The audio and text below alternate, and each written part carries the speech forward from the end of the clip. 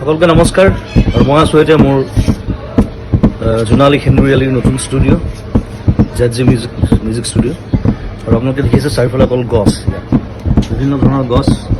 মই ষ্টুডিঅ'টো বনোৱাৰ আগতে গছবিলাক লগাই লৈছোঁ আৰু এই গোটেই বছৰটো আমি ঘৰৰ ফল মূল খাইছোঁ, চব্জি খাইছোঁ ষ্টুডিঅ'ৰ, আৰু এটা সম্পূৰ্ণ গ্ৰীণ পৰিৱেশ। ঘৰটো মই গ্ৰীণ ৰাখিছোঁ সেইকাৰণে যিমান পাৰি ষ্টুডিঅ'টো। আৰু সম্প্ৰতি এটা হুলস্থুল এটা চলি আছে গছ কটাক লৈ বিভিন্ন জেগাত দেখিছোঁ ডাঙৰ ডাঙৰ গছ কাটি দিবলগীয়া হৈছে। ৰাস্তা বনিছে, তাত কিবা বেলেগ বস্তু বনিছে।